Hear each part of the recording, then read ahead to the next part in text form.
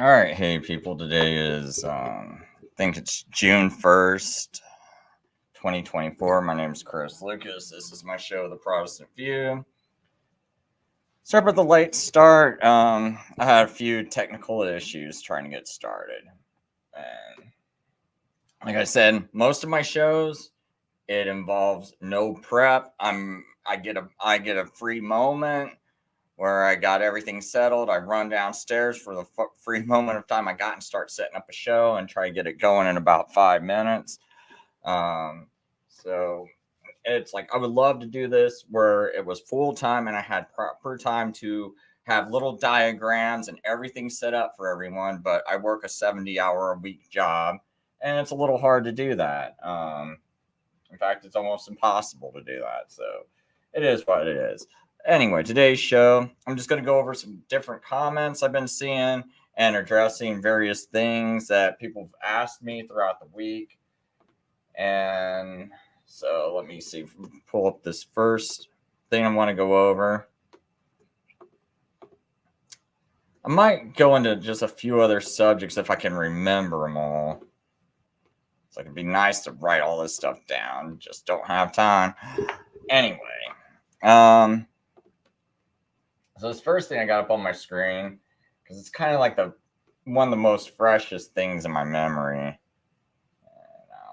Okay, so I can blow it up a little bit. Good. So there's this guy called Michael Rood, and he does what's it called? The Rood Awakening, ROOD.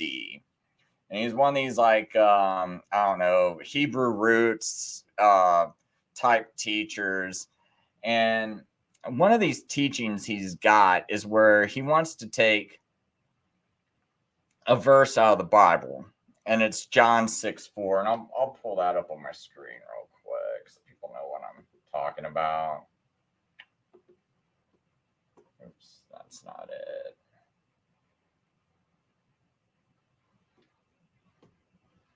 So I'm gonna bring up this. Let me just bring up this screen over here. Also, I need to get some other comments too. That was actually a little bit more fresher on my mind. But anyway, so John 6:4. What is the big issue with John 6:4? I'm just going to bring up the interlinear version of it.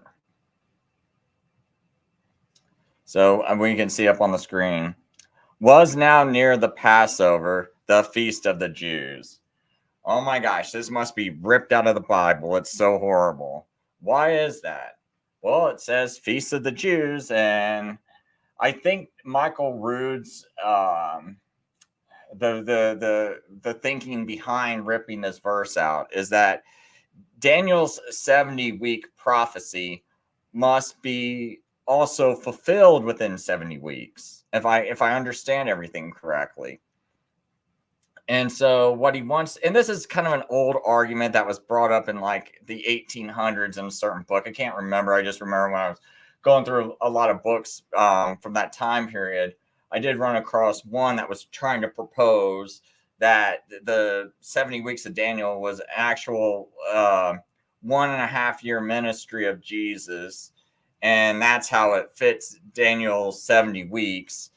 And so one of the things you have to do is you have to reduce the number of Passovers, because you can't have that many Passovers, and within or else it's going to go over a 1.5 year period of time. So it's got to stay within the 70 weeks. And one of the things they think they see in this verse is they go, well, that's weird. It says the feast of the Jews. And that was now near Passover, feast of the Jews. Ha ha ha. Gentiles can't have Passovers. What Passover do they got? This looks redundant. Why are they saying this redundant thing? Obviously, this must be an addition to the Bible. It doesn't exist. All the manuscripts, it's not in various manuscripts and all this other stuff, right? That's their whole thing. I wonder if I even had. I thought I had that even up on the screen.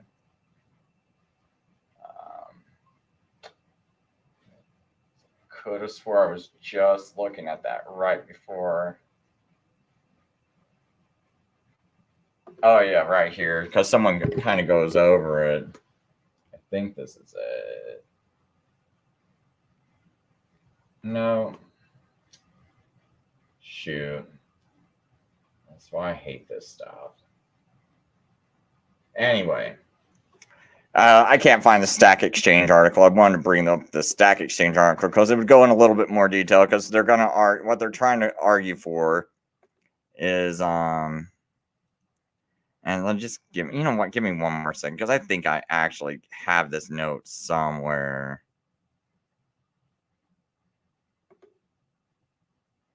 Well, darn it. I can't find it.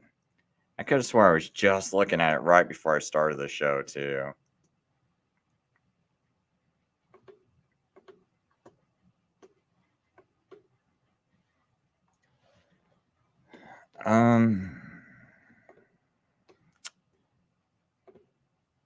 Anyway, sorry about that.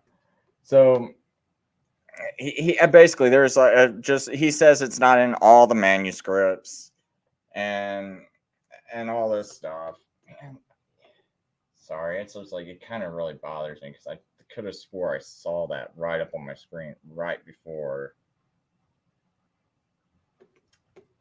I started this show.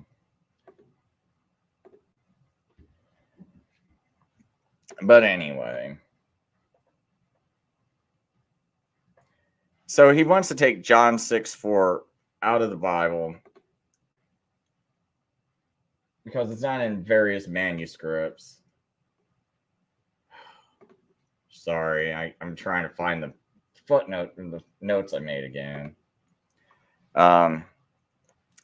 Because he says the Feast of the Jews, it shouldn't be in there. That seems like a redundant phase. So I kind of wrote up this thing before I did the show called the Introduction to John's, called Beyond. Oh gosh, I can't even say these Greek words. But basically, there's a critical need for the Judean feast. So I don't know how to say this Greek word. I think it's like Io Dein Hiote. I don't know how you pronounce it, but anyway, it's basically the Jewish feast, right? In John's gospel. Why do we need to add these words to it? So the Gospel of John uses specific terms for Jewish feast, such as that Greek word for the Feast of Booths, presents a potential challenge for non-Jewish readers. This essay argues that the addition of the Jewish feast is not only helpful, but necessary for clear understanding. So anyway, this term, Feast of Booths, in ancient Greek context, the meaning the setting up of the tents or booths refers to Jewish Feast of Tabernacles. Without context, this term could be mistaken by a non-Jew for a general reference to tent making or a non-specific festival involving temporary shelters. So basically what I'm saying here is if someone was to go so let's reread that verse in John again, which was up on my screen, and I don't see it now.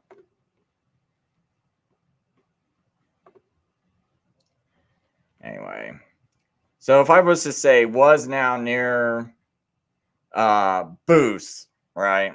That might seem really awkward to a Greek reader if you are kind of unfamiliar with Jewish customs and you're reading this and you're a Gentile and you're like, was now near booths, was now near tents, or was now near shelters, right? But so you have to add a little context to it. And part of the context you add to it is you would say Feast of the Jews was now near booths, Feast of the Jews, right? was now near Pascha, Feast of the Jews, because Pascha might sound like Passover or what is that other term? I can't think of it off the top of my head. It's sort of like Passover. Um, I can't remember this other wording. But basically, if you were just to hear Passover, and like to us, we're so familiar with the word Passover, we automatically connect it to Jewishness. But if you have a similar word that meant something like Passover, but you did not know it was actually referring to Jews, you might have to have that added context to it. So to me, when these people are arguing, let's take this out, well, then now you have to also take out words like let's see, I'm pretty sure I put it in this page. I don't want to read this whole thing, but John 7:2. So let me pull up John 7:2 real quick. Oh, if I can get over there. So John 7:2. So now we see, was now near the feast of the Jews of Booths. So if you take out Feast of the Jews and you just say, and was now near Booths, that doesn't make much sense. So, oh man, I hope my mic was working. I just noticed. But anyway, so now if you say was now near Booths, that doesn't really make much sense to the average person reading this. Oh,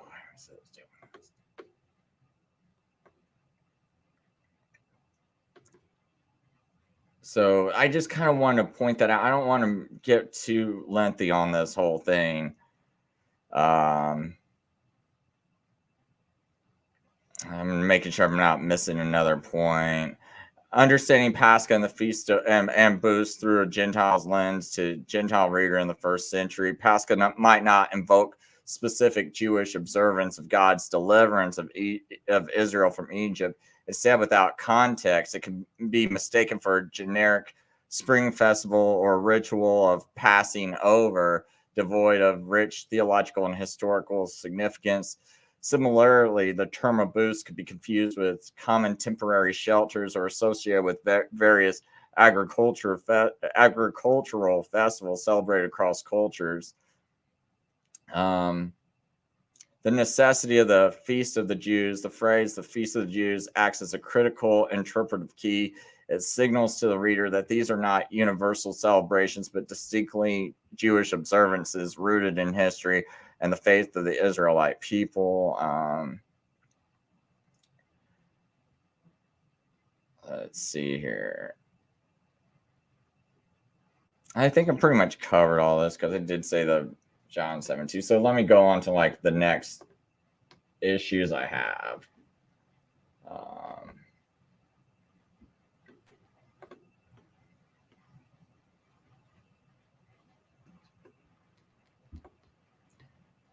So I kind of wrote this because I had an SDA today to write in one of my comment sections.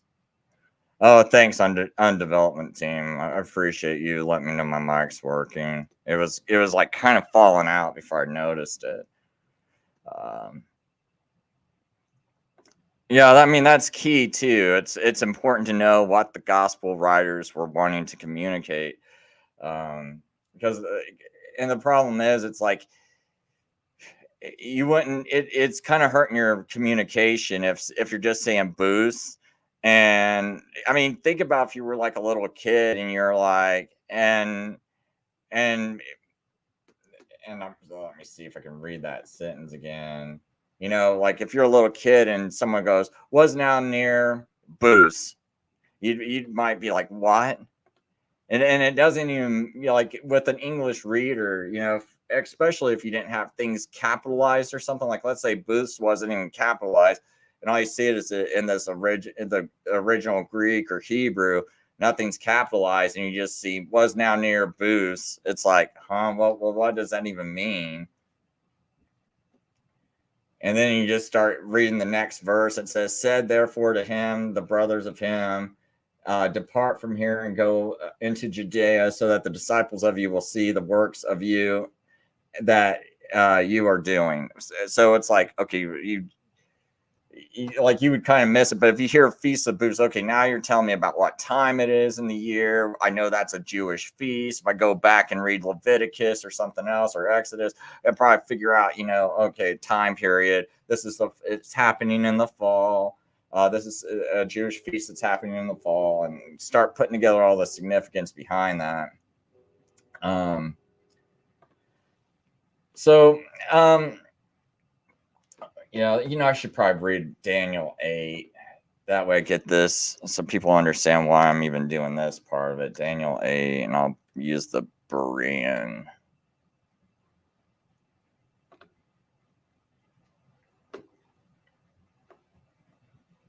I'm just using Berean because I feel like it's got the least issues. And then I want to point out something too.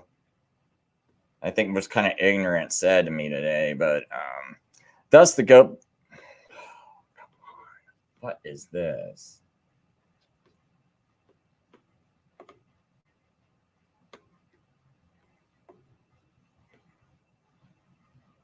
I don't know what's going on with that. Well, it had to pop up. But anyway, it says, thus the goat became very great, but at the height of his power, the large horn was broken off, and 4 prominent horns came up in its place, pointing towards the 4 winds of heaven. From one of these horns, a little horn emerged and grew extensively towards the south, towards the east, and towards the beautiful land. Now, this to me, the reason why I like using this Berean translation is the little horn emerged and grew extensively. Now, let me show you this in the KJV, and this is where we're going to see some of the problems at.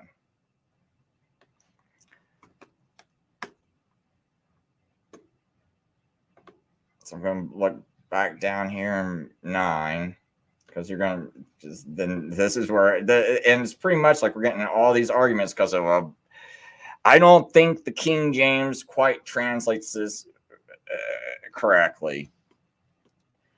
Because it's like, so I'm going to read this, verse 9. And out of one of them came a little horn, which waxed exceedingly great.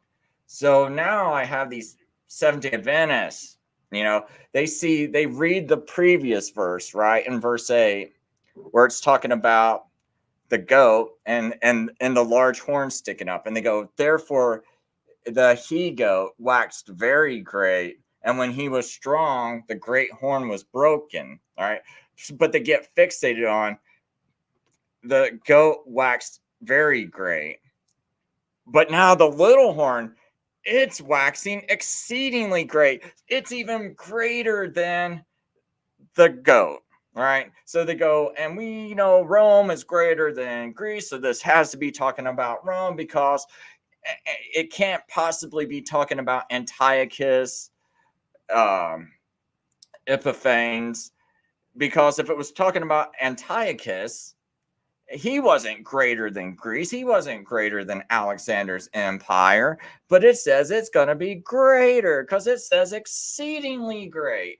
And they make these like absurd arguments based off of a King James translation and their own thinking. And it's like, you can actually, if you were to understand the words at the time they were written and understood the dictionary meanings of these words, it does not actually mean all that. And when you look at modern translations, you get more of the modern terms and the modern understanding we have of them. And it doesn't mean that this little horn has to be greater than this large horn, right?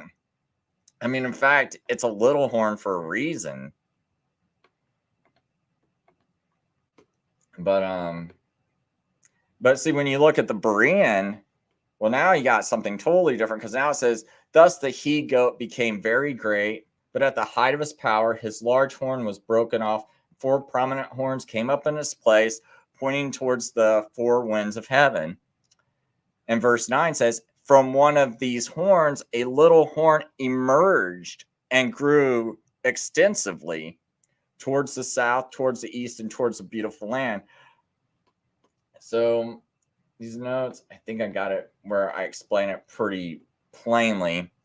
Because that word exceedingly, it's actually this word yetor.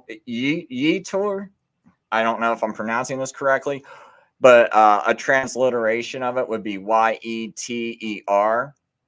So that's the word that normally gets translated exceedingly, right? So to explain the Hebrew text of Daniel 8:9 and the meaning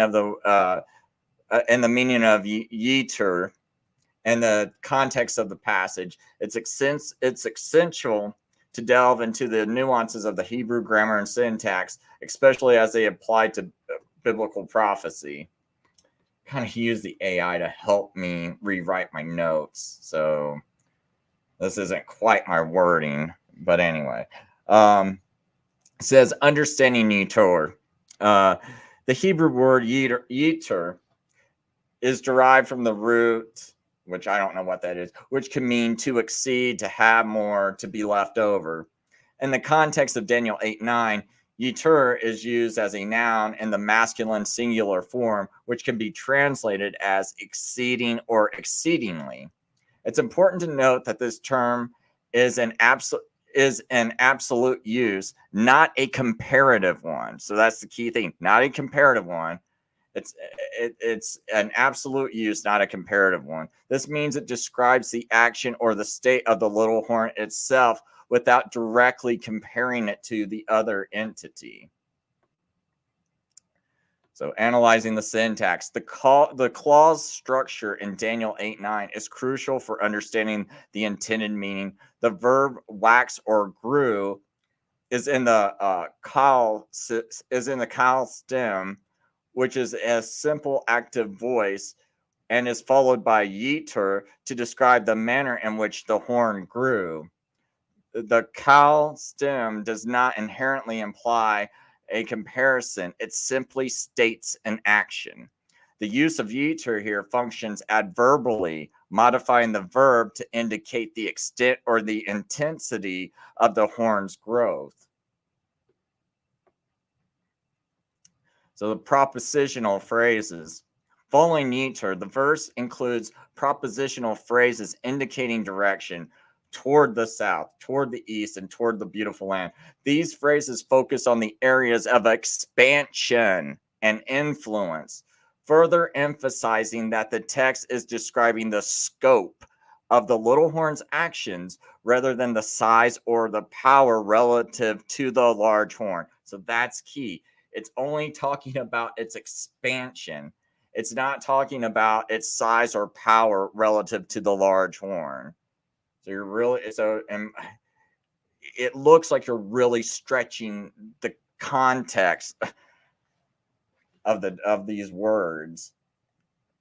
The contextual and historical interpretation in Bible prophecy, context and historical background are keys to interpretation. The little horn is traditionally associated with Antiochus Epiphanes the Fourth, who arose from one of the four divisions of Alexander the Great's empire. His actions, particularly his persecution of the Jewish people and desecration of the temple, align with the description of the horn's activities in Daniel 8. This historical context supports the interpretation that yeter describes the horn's aggressive actions rather than suggesting it surpassed Alexander's empire in greatness. And I actually have a few more points, but I'll circle back to it. Hebrew grammar and prophecy. Hebrew grammar often employs forms of structures that convey nuances lost in translation. In prophetic literature, the use of certain terms and constructs can be symbolic or thematic rather than literal. The language of Daniel 8:9 uses typical Hebrew syntax to describe a vision, focusing on symbolic actions of the entities involved. The grammar does not necessitate a direct comparison of greatness, but rather illustrates the extent of the little horn's influence. So here we got the argument for Rome. While Rome did indeed surpass Greece in historical greatness, the argument that the little horn must represent Rome based on the Hebrew text of Daniel 9 is not supported by the grammar or the context. The passage describes the actions of the little horn within the framework of the vision and its immediate historical fulfillment. Later interpretations that associate the little horn with Rome are theological extrapolations rather than linguistic necessities.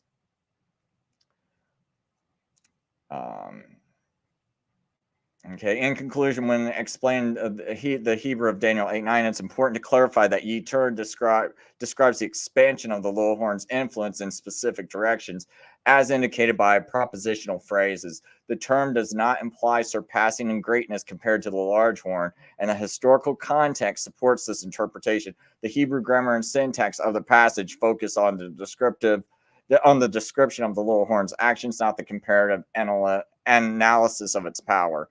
So this is a key point too about Rome. The traditional date for the founding of Rome is April 21st, 753 BC. Okay, now, so if you think about this, this predates the time of the prophecy of Daniel, which is traditionally considered to be written about 550 BC. At that time, Rome was indeed in existence as a city-state on the Italian peninsula. However, it was not the expansive empire that it would later become. That phase of Roman history began much later. But the key point is, Rome did not exist and could not have been mentioned. I mean, oops. No, I'm sorry. I added words here.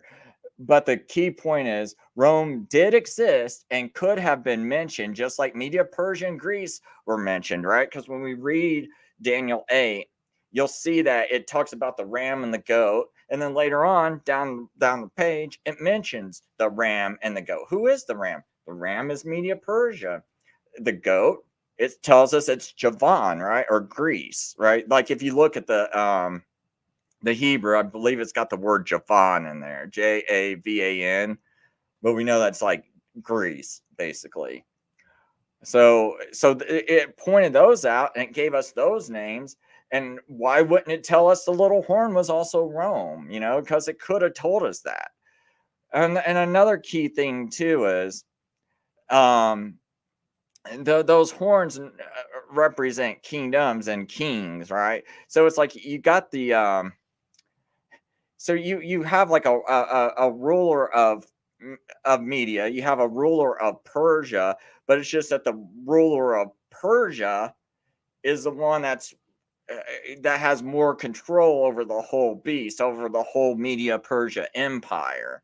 It's just kind of letting the other horn or the other king rule, right?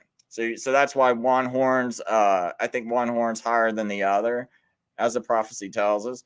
But when you got the goat, you got that single horn, that single king that's ruling over everything, over the entire beast. And so why aren't we seeing also a beast? So we see a ram, we see a goat. Why is, if this little horn is Rome, why aren't we seeing a beast connected to it? But it tells us in the prophecy the four horns come out of come out of this goat once the large horn's broken, and then one of the horns emerge out of those four, right? So you got these four that emerge once that large horn's broken, and then out of one of those four, you got this little horn that emerges. And it tells us specifically it's coming out of those. And it's not coming out of Rome because Rome already existed. So I just want to really stress that point. Because if Rome already existed, it's not coming out of them. So let's see here. So anyway, Rome would be a beast, not just a horn, similar to how Media Persia was referred to as a ram and Greece as a goat. The horns represented kings of these beasts.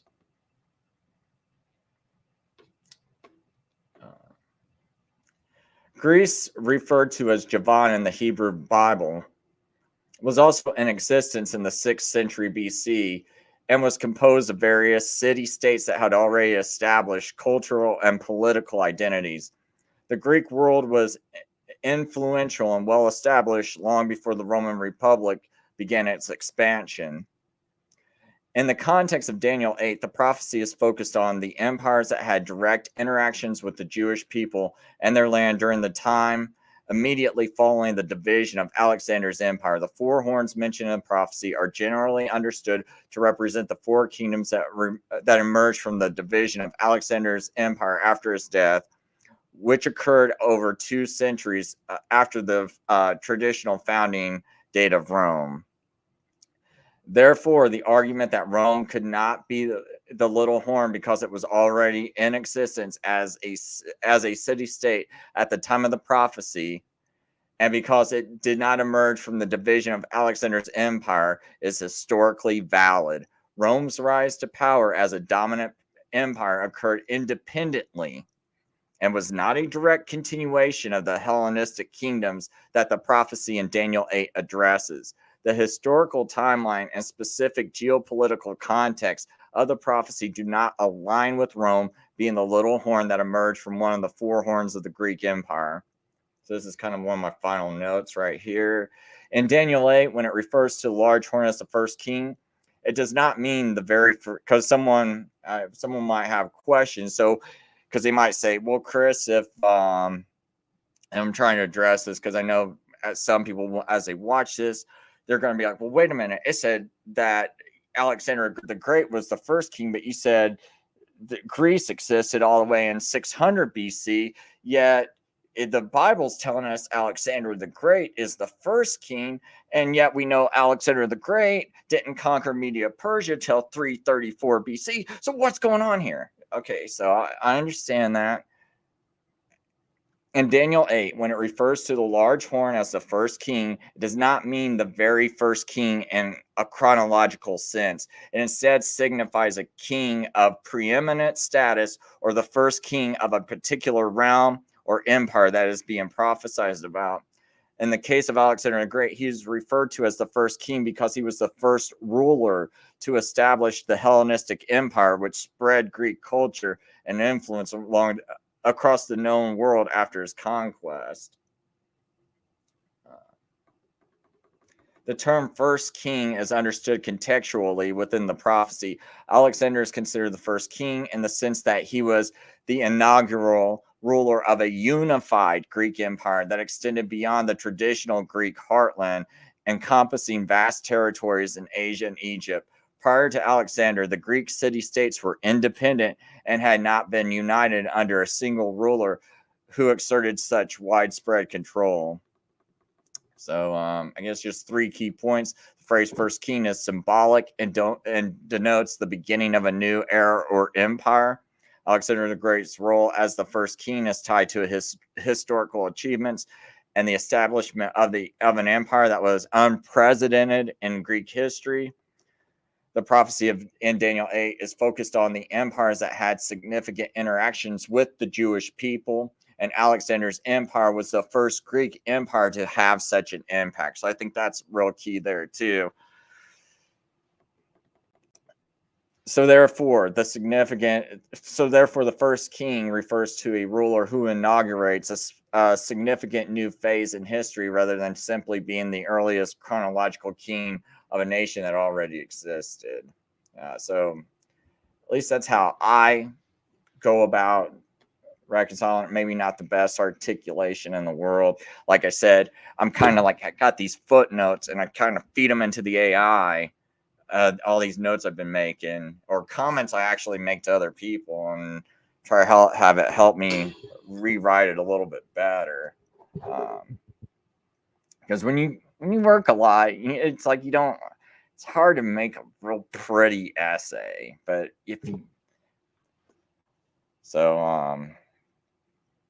anyway, the Hebrew word pronounced, and this is it sounds like be accurate. So the Hebrew word be accurate translates in the end or at the last. Okay, so why am I bringing up this point? Let's see here. Get back to this. So when we go down here, a lot, the Seventh-day Adventists, because this video is also addressing a lot of their arguments. Let's see here. Yeah, let me read the King James, because that's really where they're having all their issues at, and that way we can see where they're having their issues. So it gets down to this part. Now, when he was speaking with me in verse 18 of Daniel 8, I was in a deep sleep on my face toward the ground, but he touched me and set me upright. And he said, behold, I will make thee know what shall be in the last end of the indignation, for at the time appointed the end shall be. Now, to me, I'm not getting that, oh, this has to be an end time prophecy, right? And because it clearly says the last end of the indignation, which I look at as like the Jews being rebellious. I think that's what that word means. Let me just make sure I'm understanding that right. Indignation. Indignation is a complex and discrete emotion that is triggered by social emotions and social environments. It's characterized by feelings of anger and disgust when one perceives mistreatment or encounters situations that are considered unjust. Let me look at Merriam-Webster's to get clear. So anger aroused by something unjust, unworthy, or mean.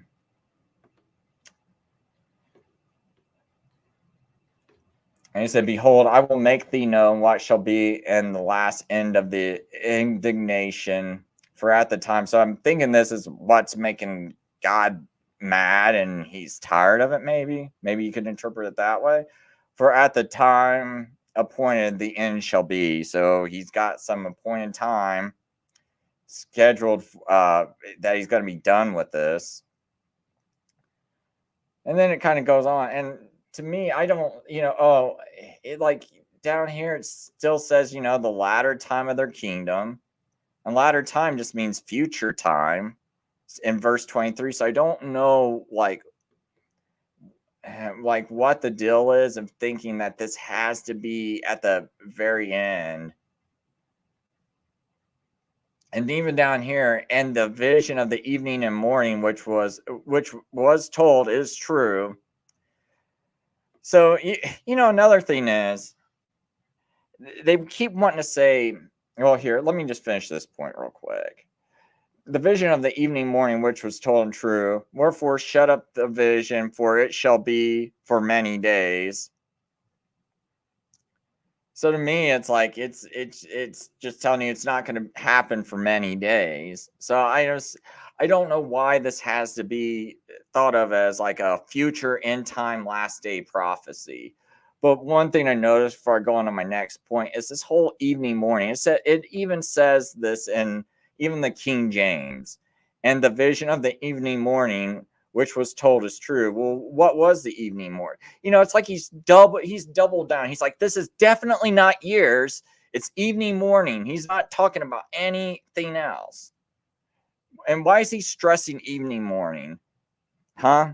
Because this is the second time we see this phrase. I know someone that's a King James onlyist. They'll be like, no. And it's like, well, when did he have the vision of the evening morning? Go find the words evening, morning anywhere in here. I mean, King James onlyist, tell me, where is this? Where is this? The vision of the evening, morning. It feels like someone's like messing with me, because if this King James only is perfect, there's someone took some text out of the Bible, because we're missing part of Daniel. Because when did he tell us about the evening, morning? Oh no, we got a corrupt Bible. Oh no, God didn't protect his word. Oh no, right? We got to panic now, unless the King James made improperly translated this Bible. Okay, so don't freak out. And it's like, and let's not accuse God of saying you did not protect your word. Let's don't excuse God. Say the translators simply did not translate it correctly, because we cannot find the words evening morning, but yet it says the vision of the evening morning's true. But we don't, what evening morning? Well, I'm looking at the King James, I can't find no evening morning. We must be missing the text. No, right here, this part right here where it says, and he said to me, unto 2,300 days, then the sanctuary shall be cleansed. The word days is not in here, because that word, if it was in here, it would say 2,300 yamim. If you transliterate this and write it in English, it would be like YAMIN, right?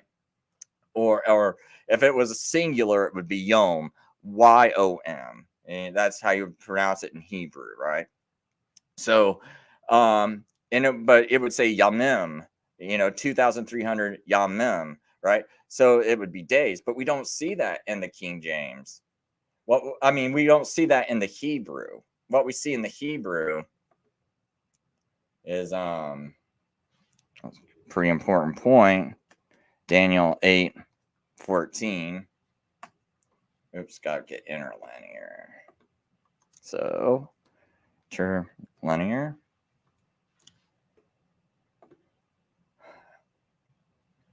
I do say this because I got some people that are really fighting me on this right now. And so I'm stressing this point. So when you read the interlinear, we can see the original Hebrew up at the top here. And you got to read it from this way over here, right? Since we're reading the interlinear, you got to start from your right and read to your left. So, and he said to me, for Arab, which is evening, Boker means morning, and then 2,300, then shall cleanse the sanctuary. So, most English would say, then shall the sanctuary be cleansed or justified. But the key words here is that what happened was the King James translators, for whatever reason, I don't know why they couldn't leave Arab Bokur in there, because evening, morning is what this prophecy is about, and it's referring to the temple sacrifices, because the daily, as I've said in previous passages, Numbers 28, Exodus 29, and Ezra 3 mention an evening, morning sacrifice. That's what your daily is. And in the previous verse, when you read this, make sure to stress this point. In the previous verse, it says, a holy one speaking and said to another holy one who was speaking, how long will the vision of the daily and the transgression of desolation, the giving of the sanctuary and the host to be trampled upon? So, right here you see this word ha tamid. So the word sacrifices is not even in here, but ha tamid, when you go read Numbers 28, Exodus 29, that's all you see in there too. And the Jews, if you were in the temple, so just kind of picture this, certain workplaces, if you ask for certain items, a lot of people won't say the full name of the item. They'll just say a partial name of the item, because you're working within a certain environment. So if you ask for something, you're going to know, because you're in that certain environment, what you might be referring to. Now, if you weren't in that environment and you asked for something, someone might not even know what you're talking about. But because we know we're talking about the sanctuary, we're talking about this thing trampling. So when it says the regular or the daily, right? Because this can be translated three different ways: the continual, the daily, or the regular. That's what ha tamid can be translated into English as. So if you read Exodus and Numbers, it might say daily. Some translations might say regular. Some might say the continual. And even in Daniel 8:3, this passage right here, it might say daily, continual, or regular, right? Now, if I go regular, and I'm I'm just talking to some Jew across the world. I don't know if I don't know if that exactly, like, because see, I could just go continually, and they'd be like, "What are you talking about?" Or the continual. But if I'm in a temple and I go, and now I say that word, right? You're probably gonna go, oh, the vision of the continual. He's talking about the sacrifice, because you already know that there's like this daily continual sacrifice, and you just call it the continual. I mean, that's they don't add the word sacrifice to it, so you would just know. So the same thing goes for the words Arab Bokur. You would know, oh, part of the continual is the morning sacrifice and the evening sacrifice. So when you're reading that whole chapter, and it tells you in verse 26, the vision of the evening mornings that has been spoken is true. It's doubling down on that language. You have to know that it said evenings and mornings somewhere in there. And that's why, King James only is, it tells me, oh no, it's got to be days. No, no, no, no. If that's the case, then we're missing part of the Bible, because we never know what the evening mornings is. It's gone, right? So you can't do that. And if you go actually look at an original 1611 King James Bible, you know what they did? They put the translation in the footnotes. And what they did was, in verse 14, they wrote their interpretation, something you're not supposed to do, right? Not if you're supposed to be like, oh, this is going to be 100% the word of God. Because if that's the case, now you're telling us we took it upon ourselves to change the word of God. So now when you say, oh, this is the word of God, and no, that's not right. It shouldn't say evening mornings. It should say days, because the translators were touched by God to give us a perfect translation. That's how it is. Well, now you're kind of promoting that. You're kind of promoting a deception now, because these translators were not touched by God, but you're trying to assume they are and trying to teach other people they are, and you just got to stop doing it. And it's also kind of creating confusion, because when was the vision of the evening mornings done? I mean, to me, this is just like real simple. And it's like stop fighting it. You even see it in the 1611 in the footnotes. They tell you specifically, and you can, if you can, it's hard to read on the online version of it, but if you can manage to get like a copy of it, you can see it a little bit more clearly in the footnotes. You see little Arab and Bokur, and you see like this like cross symbol, right? It's like and next to the footnote. So we know that they, and it makes sense, because when else did we see the vision of it talked about? Now you're just losing a lot of stuff. And it's just like, talk to a guy today, man. It's like, that's kind of bothered me a bit. So I'm like, well, that's the case. Really wish I knew what happened to that window I had open. But let's see here. Maybe I can do it like this. Rumble.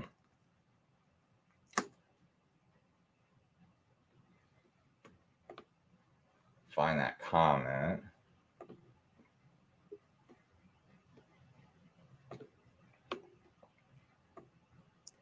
I did respond to him. Yeah, it's Nick Arthur. Because what it was I did a show about Daniel, and he didn't like it. He didn't like me saying, oh, that's a mistranslation, because he's King James only is. And I said, you got to be kidding me. The King James has many issues. No one has the right to alter the words in the text to fit a personal interpretation. And that's what it was. Even the writers do. But see, I don't fault the writers. I fault everyone else, because the people who made the translation, they never said it was perfect. It's all these cultist people that are saying, oh, it's perfect, but it's not. You're lying. It's not perfect. That's not the original word of God, and they had no business altering it. And so I told him, I said, LOL, you got to be kidding me. The King James has many issues. No one has the right to alter the words in the text to fit personal interpretation. Daniel 8:14 should read evening, morning, 2300. the original Jewish language is not a translation, because you know, because he goes, because up here he says horrible translation. That's why I said the original. I would say that's kind of, and to me it was an idiotic comment, because the original Jewish language is not a translation. So he gets mad, because I want people to think, it's like, I like Nick. I like Nick. I really do. And people are like, well, I don't want to see someone you hate. But no, I mean, like, it's like, to me, this stuff's not that big, but I know people get stuck, and I just want them to think about this a little bit. Um, he says, I'm sorry that you think I'm a joke and that you should LOL at me. But if I was kidding, I would let you know. I'm pretty sure I heard English. To be honest, I didn't even know if he was joking. So, because I kind of assume it when someone says something crazy, because I'm not someone that's going to judge, and just to let people know, like, dude, like, if anyone's ever wrong about something, like, I'm not going to keep holding it against you. Like, I really don't care, man. I just want, I just want to, like, I just want to be cool with people, man, to be honest. Like, um, and I just want them to think about the logic behind the things they state. He goes, anyway, he says, I'm pretty sure I heard English. Which translation you were quoting, I do not know, but it wasn't Hebrew, Aramaic, or Jewish. Per Genesis 1 is not a day defined as an evening and morning for each day of creation. So, because he's getting on me, because I said the original Jewish language is not a translation, right? And so I go, well, I have read Daniel 8 so much, I'm starting to know a lot about the Hebrew words, as the debates I've had with Seventh-day Adventists have gotten so meticulous and absurd with what they try to argue for. And so I break it down for him so you can see each word: Arab, evening; Boker, morning; Alpayim, 2000s. Oh gosh, I don't know about this, how to pronounce that, but that would be 3. And then I got Mayo. Gosh, can't pronounce that one either. I'm not really sure how you pronounce that. But anyway, I got the Hebrew at the top of each of the English words. So evening, morning, 300s. It's kind of like triad. Might be a closer, but we know it means 300. So triad 100 would be 300. But I think that's a little bit closer to that Hebrew word if I said triad, but I'm not sure. But anyway, so if I said this, what's the difference between me reading almost a word for word English translation or me saying the original Hebrew? I mean, see, that's what I mean by, like, I did not know the original Hebrew was a translation, because I'm reading it word for word. But whereas you're reading clearly that's not even it's not even a translation, it's an interpretation that he's reading, and he's saying it's a horrible translation. But what I'm reading is an actual translation. What he's reading is someone's interpretation, where you think 2,300 means 2,300 Arab Boker means days, and I think this means evening, mornings, which means sacrifices. But see, I would not sit there and go 2,300 sacrifices as I translate it. I would translate it carefully, evening, morning, and give people a more word for word, and let them come to their own interpretations. See, that's a proper translation, when you get it real close to the original language, as close as possible, and you let the people make their own interpretations. Okay, so Nick, you need to also understand the difference between translation and interpretation. So say, now had I spoken Hebrew, would you have understood? Just because I give exact English equivalents does not mean that it was not the actual Hebrew. It's got the same exact meaning. So, and you're making the typical Seventh-day Adventist assumptions. The text is talking about the daily sacrifice, but the word ha tamid in verse 13, but only the word ha tamid is in verse 13. Ha tamid is the same word for regular, continual, daily. This is in Exodus 29, Numbers 28. So the word sacrifices is not in verse 13, but we know it is sacrifices that the ha tamid refers to, just like in the other passages. If you were in the temple and someone said the ha tamid is ready, a Jew would not be like, ha tamid, what do you mean? You would not have to say the daily sacrifice. You could just say the daily, and they would know that what you were talking about. Just like if you were in the temple and you said the Erev is ready or the Bokur is ready, the Jew wouldn't be like, what do you mean the morning's ready? The Bokur sacrifice. Duh. You know, you wouldn't have to say that. You would just say, hey, the Erev is ready, the Bokur is ready. And if there's some Jewish person out there that thinks I'm totally just nuts, you know, let me know. Because you know, maybe there's a Jewish person that would be like, no, that's not. But as much as I've tried to read and understand, I think I got that right. Anyway, I'm just going to say the little horn has the sanctuary given over to it. That would stop the sacrifices. Like, this is not really hard to understand, and it fits prophecy. There's only one temple in the entire chapter. We know the temple was destroyed in 70 AD. Therefore, the prophecy had to already happen, or Daniel's a false prophet. Rome certainly did not go into the heaven and defile the heavenly sanctuary. Rome was already in existence prior to the prophecy being given, so it does not come out of one of the four Greece kingdoms. Rome is a beast, not a horn. I do not get how this can possibly be interpreted any other way when everything fits. So I'm going to read some of the comments going on. I'm kind of sorry I kind of ignored a little bit of the chat.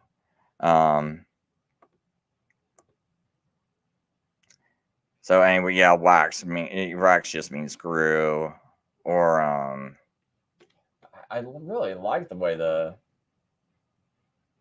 Berean Bible states everything, because it says emerged. I mean, I think that's even better.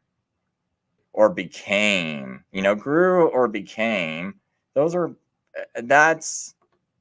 I think those are really good words.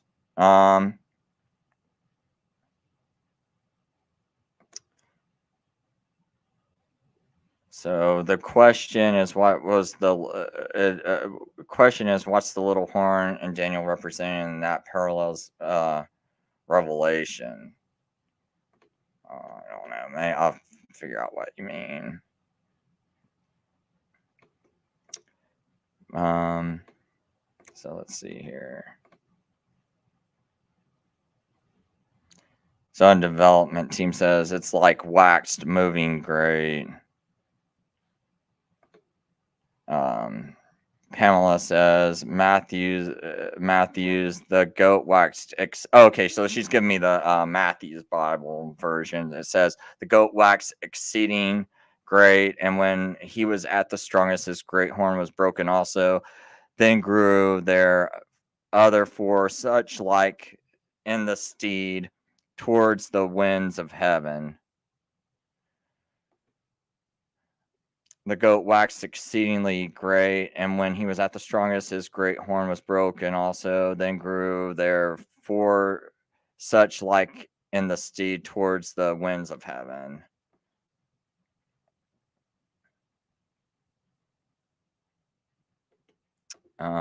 So she says, so those who literally translate into English, Tyndale, Cloverdale, Geneva, Great Bible Coverdale, all say the same. When was the beaten done? I'm not really sure. I'll figure it out later, I guess. So on development seems, it would seem from what little I know about Old English, waxed exceedingly great towards is about how far they move, not their strength.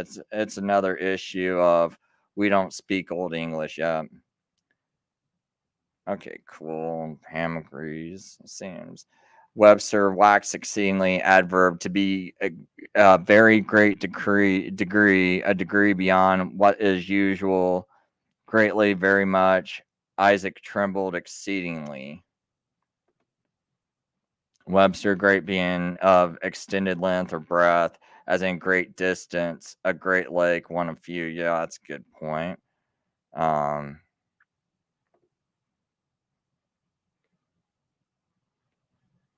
oh, I didn't know that. So the Berean Standard Bible, previously known as the Berean Study Bible, was published in 2016 by Bible Hub.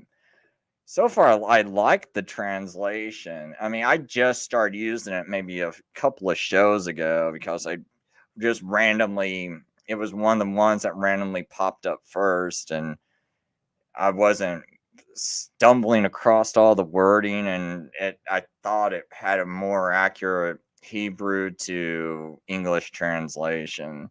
So far, like I've only been reading basically a couple of chapters of it. So anyway, Pamela says Peter stated it was the last days then. So if Paul, if I'm not mistaken, I believe Jesus did too. Last days for who or what?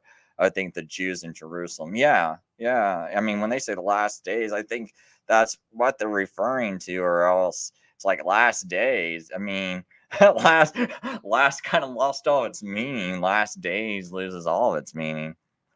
Especially if it's like last day, last day sell, and it's like 2,000 years later or something.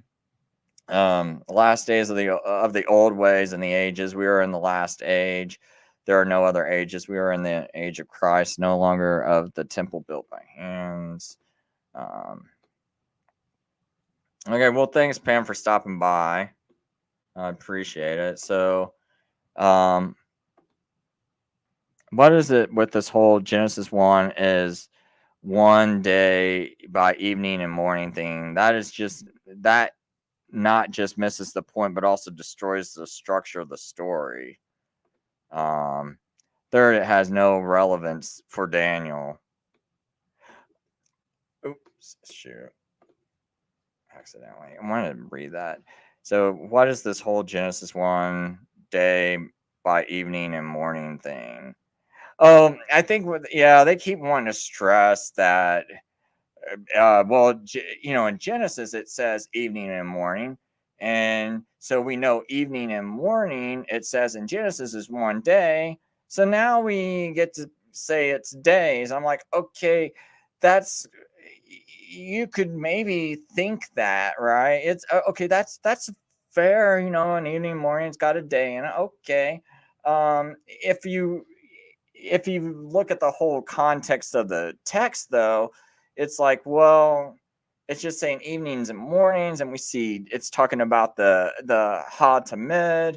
The Ha Tamid we know is the daily sacrifice. So I mean, I'm thinking evening mornings. We know there's an evening and a morning sacrifice. So why not think it's talking about the sacrifices, especially when it's asking the question, how long until the fulfillment of the vision of the daily sacrifice, the rebellion that causes desolation, and the surrender of the sanctuary and the host to be trampled. So, and to me, that's 1,000. It can happen in 1,150 days because you've got 2 sacrifices a day. So it cuts that down. Now it starts to line up with a lot of other timelines and events because now in Maccabees, when it says it was from Kislev 15 of the Seleucid era to Kislev 25 of the Seleucid era, and it's like a 145 Seleucid era to 148 Seleucid era, I think. Just doing this off the top of my head, and so it's like Kislev 15 of 145 Seleucid era to Kislev 25 of 148 Seleucid era. Well, we know Jews have at least one leap year in a 3-year period of time. We know it's got about 384 days in a year. A leap year has 383, 380, maybe up to 385 days, just kind of depending on how everything falls. But you pretty much get a number pretty close to 1,104. And then so if you go, okay, so Kislev, that's around what we might call December, could be late, very late November.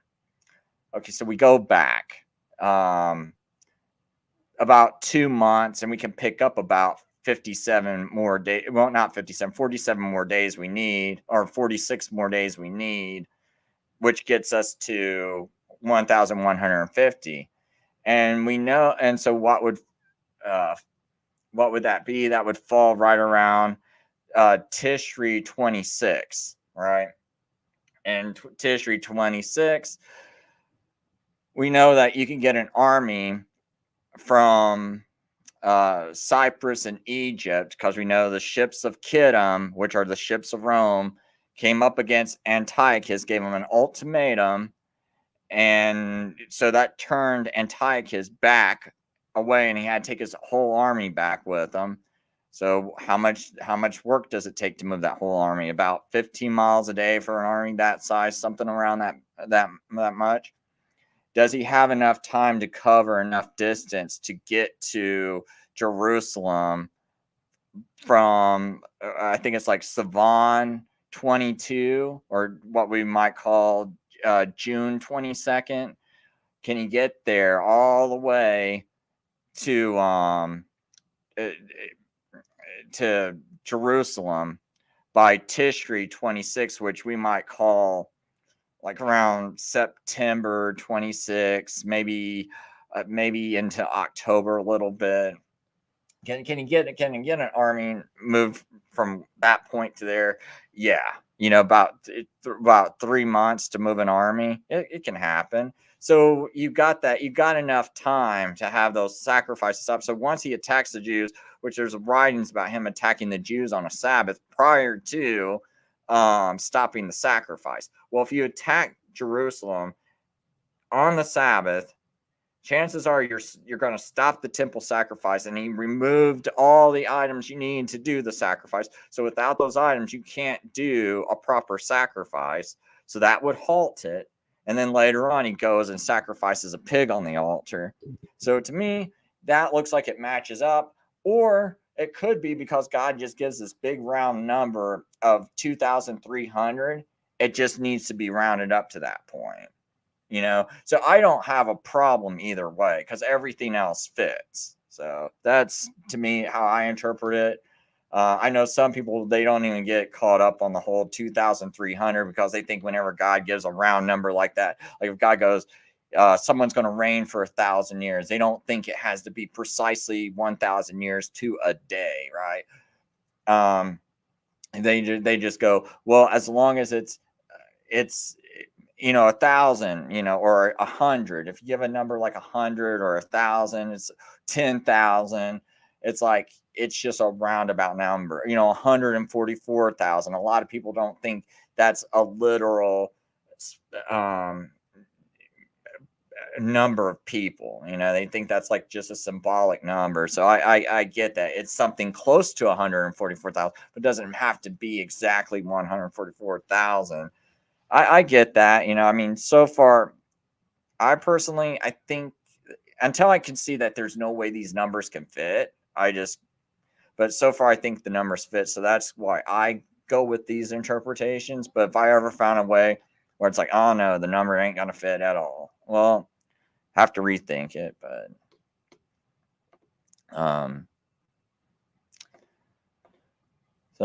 so Haven and Friend says, you could think that, sure, you could think lots of things people do, but it says, and there was evening and there was morning, time one. And it does not say evening and morning are a day. Wait, evening and morning was time one. Are you arguing about Prima? I at least give answers. But no, I don't need AI. I do AI because you want to First of all, I work 70 hours a week. I have 2 small children. I have a family to take care of. I have a lot of things I got to do with my life, right? I don't really even have time to do this show, all right? I run down here, set it up, and just start the recorder, right? But I don't see anyone else going over some of this information, right? And so I'm thinking, I go over it, maybe eventually someone starts donating, people start donating and I can do this full time, or maybe I just quit. I don't know. But do you really want me to sit here and waste your time and other people's time when I can just tell the AI, hey, I know this certain book, go look this up for me. It should be around page whatever, right? Or do you want me to sit here and go through all my books in my house, right? I got all these books in my house, and it's like, do you really want to sit around here and like, oh yeah, let me just pick up every single book I got, man, and just keep going through every single book in my house. They're kind of far away. I don't want to have to go crawl over there, but so I think that's kind of a silly comment. But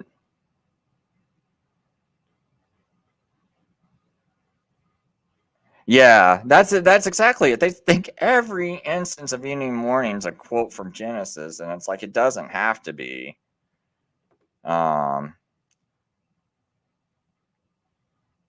Yeah, so Haven and Friends says, I'm just having a fit over people trying to give a single definition of a word. And I've heard that Genesis 1 thing a few times now. Yeah, well, Genesis says evening and morning's a day. So every time I see the word evening and morning, it has to mean day. And it's like, well, was Ezra 3, is that a day? Is that a day? And, or, in Numbers 28 and all this other stuff, it's like,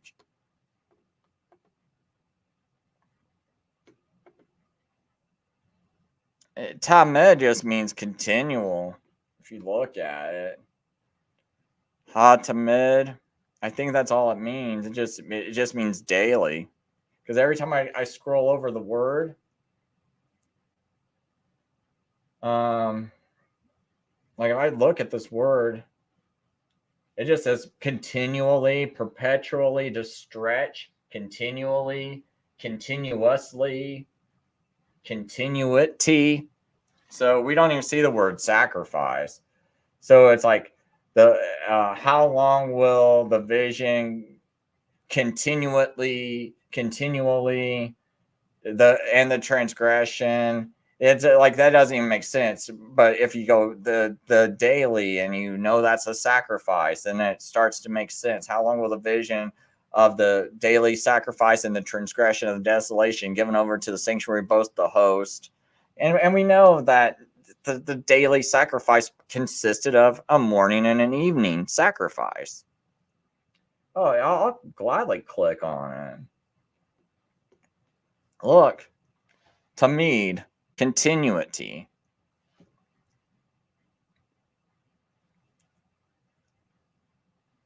And also, Prima, now that you're here, do you realize that if you take out the words evening and morning, suddenly this doesn't make sense? See, down here, the vision of the evenings and mornings that has been spoken is true. It doesn't say the vision of the days. It doesn't say the vision of the years that has been spoken is true. It says the vision of the evening mornings. So it's doubling down on saying it's just evening mornings twice. So do we have to change this to years also, right? Like, oh no, we got to change this to days. Now we got to change this to years. Because show me where else in the Bible where I have to figure out a time prophecy and I have to change it to one thing, then I got to change it to another to find the meaning. All right, got to change evening, morning to days. Now I got to go days to years, and we never see evening mornings translated to years. So, and you really owe me a video explaining the meaning of. I like I said, I asked you for almost 4 hours. What does Daniel 9 through 12 mean? This little part right here. I wanted to hear your meaning. I didn't want to hear you defend it. You don't have to, prove it. I wasn't asking you to prove it. I was just asking you, read through this. Take 15 minutes to make a video. I saw you got a channel. I saw you make videos, and you wasted my time for almost 4 hours. So that's why I'm not letting any Seventh-day Adventists on my show until one of you guys can make a video just telling me what these verses means from 9 to 12. That's all. That's what I want. I want to hear what you say they mean. right? Because when I'm reading this, it says from one of these horns, a little horn emerged. So who's that little horn? Be specific. You would ho hum around when I asked you the little horn. I go, well, is it Rome? I mean, why couldn't you just say, I think it's Rome, or I think it's the papacy, or I think it's Rome/papacy, right? You couldn't even be direct on that. And then it's like, I want to know, okay, and grew extensively towards the south and towards a beautiful land. So it expanded, right? But if this expanded towards all these places, okay, so you want to say Rome, right? But you wouldn't tell me. And it grew as high as the host of heaven. What does that mean by it grew as high as the host of heaven? I mean, and you wouldn't tell me. And it cast down some of the host and some of the stars to earth. What did that mean? Never told me. Because I'm like, I mean, did it go into heaven? And it cast down some of the hosts and some of the stars to earth. Who are those stars? Who's the host that is casting down to earth, right? And trampled them, right? And it magnified itself even to the prince of the host, and it removed. Now, what does it mean by, if you think that's the Rome papacy? It removed his daily sacrifice and overthrew the place of his sanctuary. See, that's key, because I want to know, how did Rome remove the daily sacrifice? Right? And then you kept saying, well, it also ties into Daniel 9. Well, in Daniel 9, we see Jesus, you say Jesus is the Messiah, and we see that Jesus is removing the daily sacrifice because he stops the sacrifice in the midst of the 7 weeks, right? Or the midst of the 7 years. And so, but then you're saying, oh, these tie together. And I keep telling you, you're confusing people, because they're saying, oh, so you're saying Jesus is a little horn, and then you get mad. And it's like, no, I just said Rome's a little horn. Well, but you said this ties into Daniel 9, and Jesus removes the sacrifice in Daniel 9. Isn't that what you say? You go, yeah. And so, well, it says he will remove the daily sacrifice. The little horn's removing it. And you're like, no, no. And you keep, and it's causing confusion because it doesn't sound correct, right? So now, if you're now just focusing on just this passage, how's Rome removing the daily sacrifice? And then I think you said, well, it smashed the temple. Okay, and overthrew the place of a sanctuary, right? I guess you're saying Rome went and caused 70 AD. Okay, got no problem with that so far, if that's what you think. And in the rebellion, the host and the daily sacrifices were given over to the horn, and it flung truth to the ground and prospered in whatever it did. But now we got another problem. We get to verse 13 of your Seventh-day Adventist interpretation. Then I heard a holy one speaking, and another one said to him, how long until the fulfillment of the vision of the daily sacrifice, the rebellion that causes desolation, and the surrender of the sanctuary, and the host to be trampled? Well, wait a minute. So this looks like it would have to start in 70 AD, because that's when you just said Rome's overthrew the place of a sanctuary and removed the daily sacrifice because it smashed the temple apart in 70 AD. And now it's asking us. So this prophecy, if you're going to be consistent with your interpretation, then this prophecy would have to start in 70 AD. Because it says after 2,300 evenings and mornings, then the sanctuary will be restored. But it's going to be restored. But then you're like, well, it means a heavenly sanctuary. Whoa, whoa, whoa. Heavenly sanctuary? I only see one sanctuary in here. And I kept asking you, how does it transition from the one sanctuary we see? And then you said it's Rome smashing the earthly sanctuary. But if there's only one sanctuary, how are you even saying that now it's the heavenly? It's either the heavenly here or it's the earthly. And if it's the heavenly, then how did the Rome go into heaven and overthrow the sanctuary in heaven? Like, it doesn't make sense. And then you're trying, and it's like, here's the thing. When someone new comes up to me and they're like, Chris, hey man, I'm reading Daniel 8, and I was just kind of wondering, who's the little horn? And I go, oh, it's Antiochus. Now that person can walk away, right? And they'll come back to me 2 days later. Or they might sit there for a minute, and think about it. Let's say they just sit there for a minute and think about it. And they go, okay, let me see here. Okay, so you're saying Antiochus emerged from one of these four Greek kingdoms, and he grew extensively towards the south, towards the north. So he kind of like expanded his kingdom across here, and then I'm not really sure how did he grow as high as the host of heaven and cast down some of the stars of the earth and trample them, and uh, and so that he might go, well, do you mean like he might have put himself in his place? To see, this is just me telling him one little thing about it. Like, okay, just me giving him one little detail. They asked me one question. This is what might go through someone's mind that's new to this, right? And all I told them was this one thing. They asked me one question. I told them one thing. I said that little horns and Antiochus. So as they're reading this, they might go, huh, cast some of the hosts and some of the stars to the earth and trampled them. That might be the Jews or holy people, maybe. I don't know. And it magnified itself even to the Prince of Hosts. So maybe it's calling itself God, and it removed the daily sacrifice, overthrew the place of a sanctuary. And then maybe, and the person might go read a little history. They might go, oh, Antiochus, so he persecuted the Jews. So that might mean the stars of the earth were like the Jews, since, God tells Abraham he's going to number your descendants as the stars of heaven. So, okay, and trample them. And so now he's going to magnify himself. So he's probably calling himself God. Oh, yeah, I read this little history note. It does say Antiochus called himself God, and even thought himself as Zeus. And so when he sacrificed that pig on the altar, he also thought he was Zeus too. So he's actually okay. So magnify himself to the Prince of Hosts that removed. And yeah, he did. He did do that to the Jews because he sacrificed a pig on the altar. So he removed the daily sacrifice and overthrew the place of sanctuary. And in the rebellion, the host and daily sacrifice were given over to the horn and flung the true to ground. Okay, but see now do the same thing for that person, and they walk up to you and they go, hey, prima scriptura, who do you think the little horn of Daniel 8 was? And you go, oh, Rome/papacy. And they're like, what? So let's say that's all the information you give them. They're sitting here thinking about this, right? And they go, okay, Rome emerged. How did Rome emerge from those four horns? Wait a minute, Rome was around since 758 BC or something like that, like 750 BC. Wait, what? And Greece was around since at least around 600 BC, and we know the first king was Alexander the Great that conquered Media Persia in 334.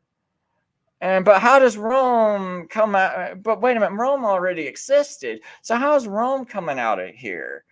Oh man, so you already got that person just like, huh?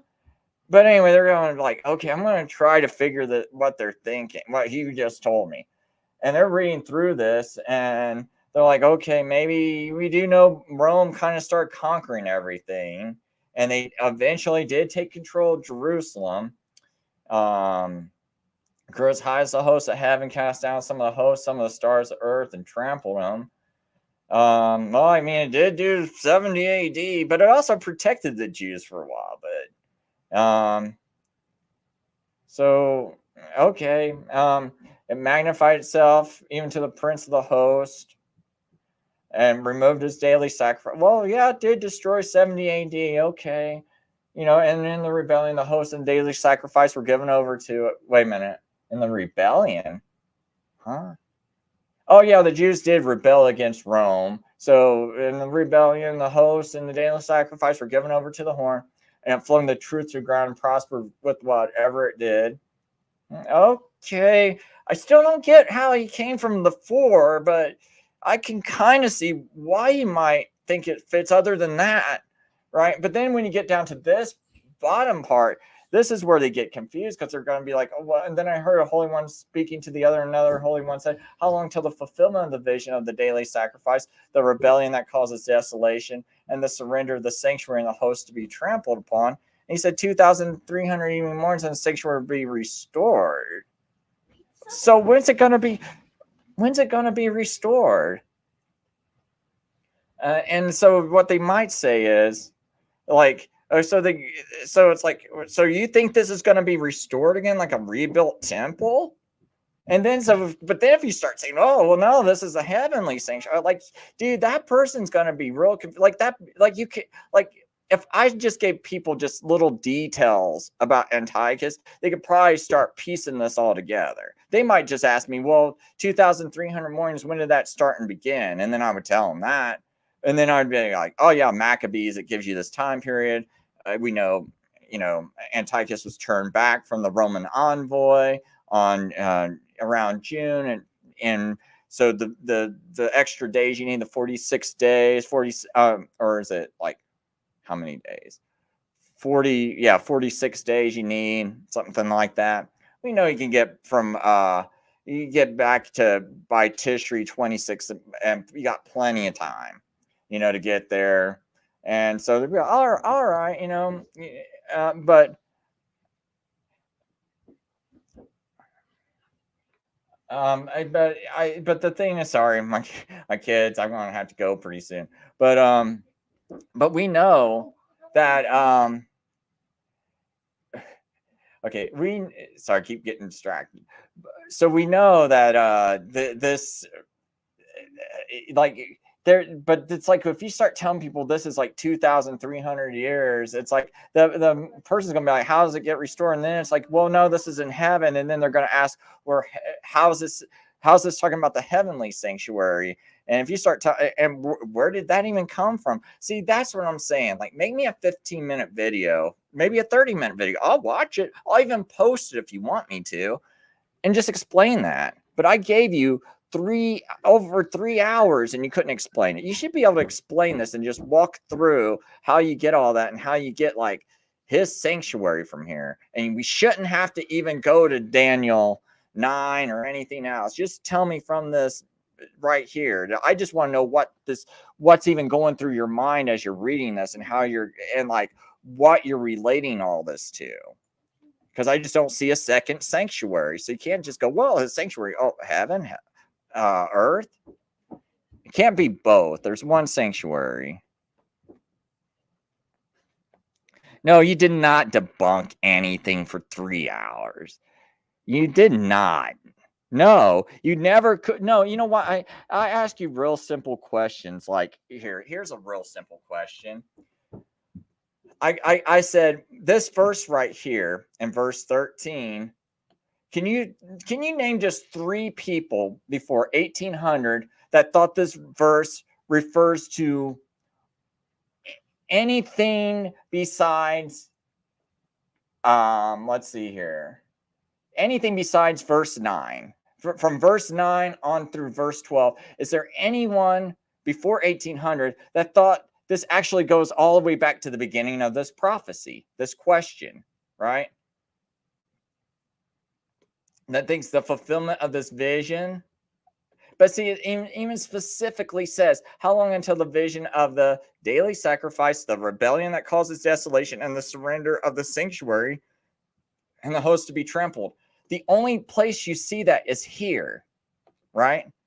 So the next question is, well, wait a minute. If Alexander the Great conquered Media-Persia in 334 BC, how can this prophecy start in 457 BC? You cannot start this prophecy any later than 334 BC. So how are you doing that? You've never answered that question with any kind of coherency. You never even bothered to attempt it, because it's not asking about anything else. It's not asking you about Media-Persia. Where do you see Media-Persia in here? Where is it? Where is Media-Persia in this question in verse 13? Then I heard a holy one speaking, and another holy one said to him, how long until the fulfillment of the vision of the daily sacrifice, the rebellion that causes desolation, and the surrender of the sanctuary and the host to be trampled? It gives you 4 things. It's asking for 4 things in that question. How long until the fulfillment of these 4 things? It never said the goat. It never said Media-Persia. And we already know the goat conquered Media-Persia. Greece conquered Media-Persia in 334 BC. And also, as Prima Scriptura, you kept saying I was calling Alexander the Great Media-Persia. And when I watched that video again, not once did I do that. I thought maybe I might have misspoke, but I watched that whole video again, never heard it. So you're not even listening to me as we're having this conversation. I'm gonna go see. I'm gonna make sure I ask these questions and answer these. Jesus goes on to say, "Pray for your flight not be on the Sabbath." Whatever. Jesus uses Daniel to warn people of something that will happen, but nothing about it is saying that it never happen. Um,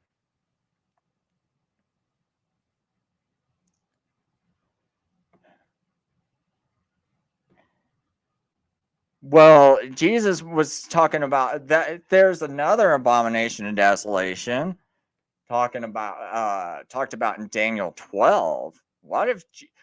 I mean, that I guess, and if you want to talk about the later verse of Daniel 9:27, I guess you could call it that too.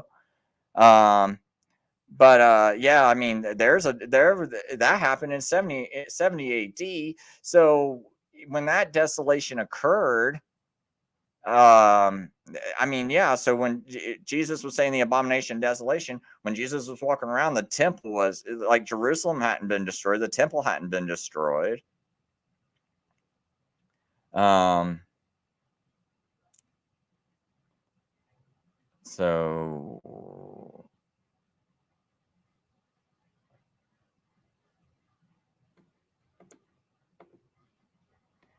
Stefan says the Antiochus trample the heavenly host.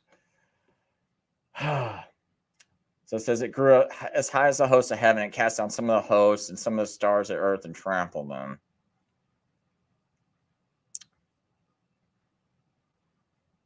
Well, it grew as high as the host of heaven. I mean, exalted itself as high as the host of heaven. And it cast down some of the hosts and some of the stars to the ground, to the earth. I mean, that I mean, I'm thinking it's the Jewish. This is referring to the Jewish people. I'm thinking this is all on earth. So I don't like it, I only see one temple, right? I don't think there's going to be a rebuilt temple. So I think 70 AD, this had to happen before it when there was still a sanctuary. And we find 175 BC to 164 BC, we see Antiochus doing such a thing. And he also came out of four Greek kingdoms, which came out of one kingdom that Alexander the Great was head of. He's even called Alexander the Great, and the Jews even showed him that he's in that prophecy.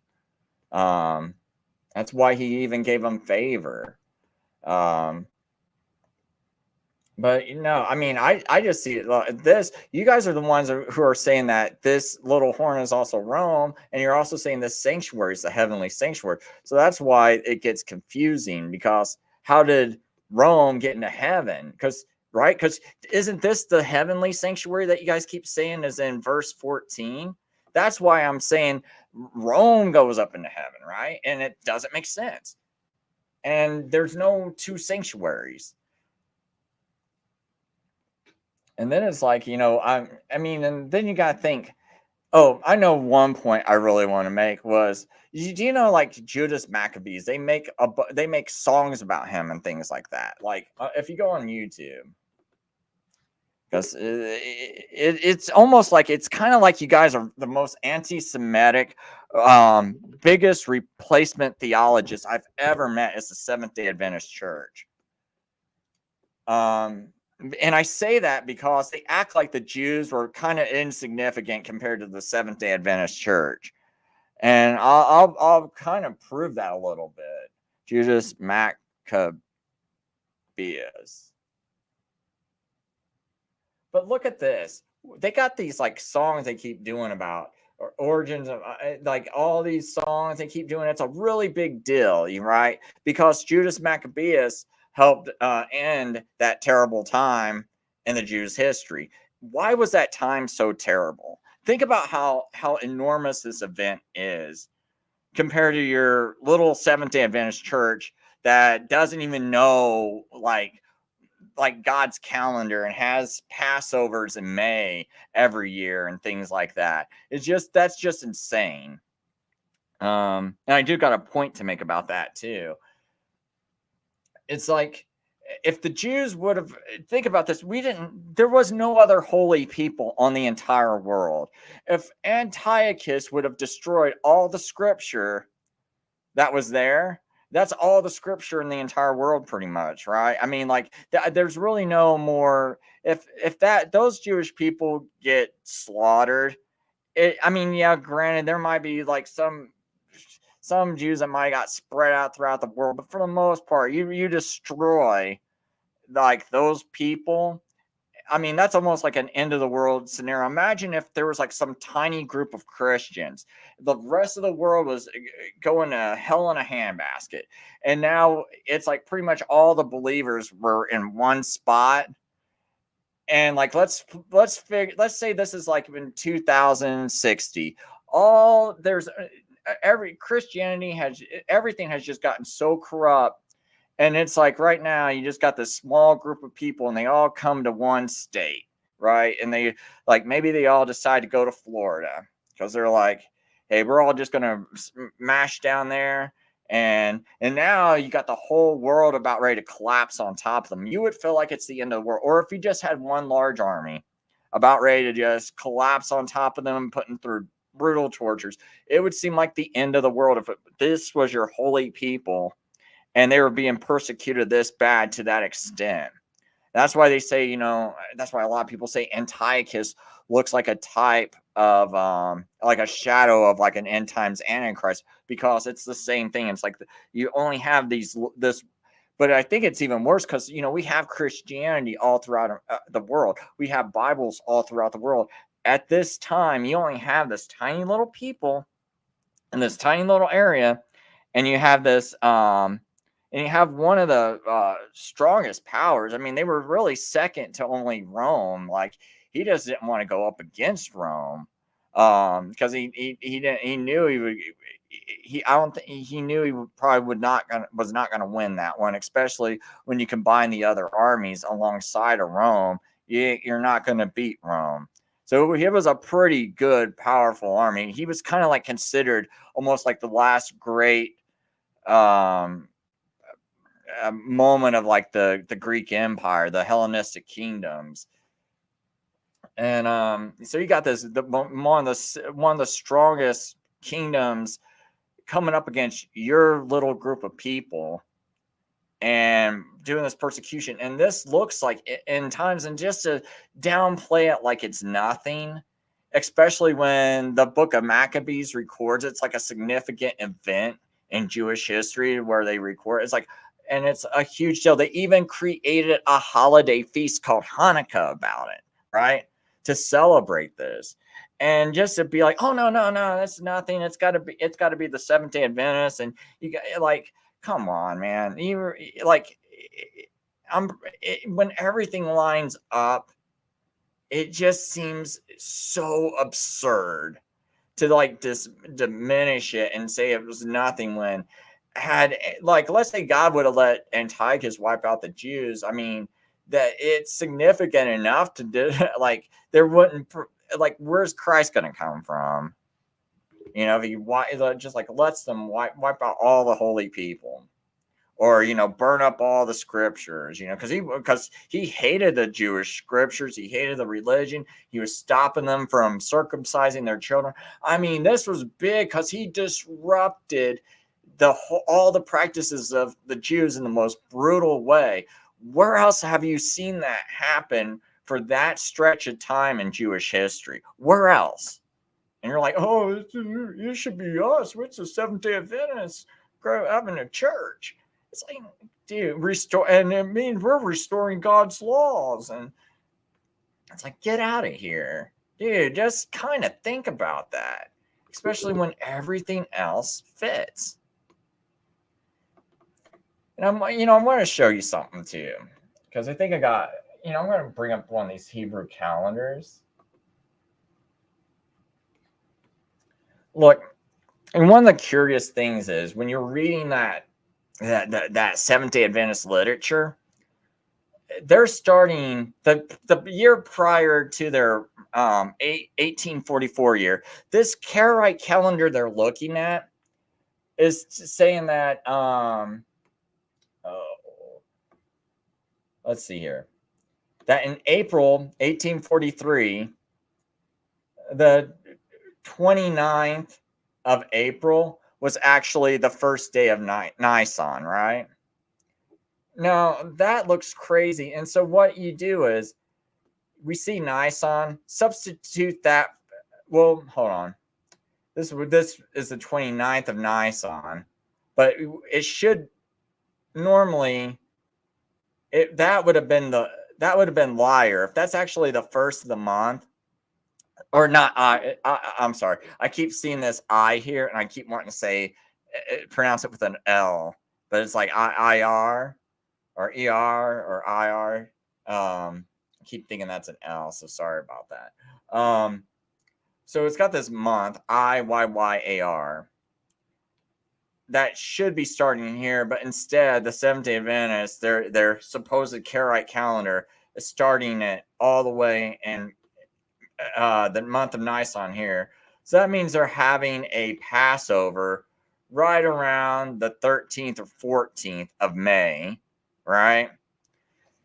This would be a leap year, right? Hopefully it's a leap year.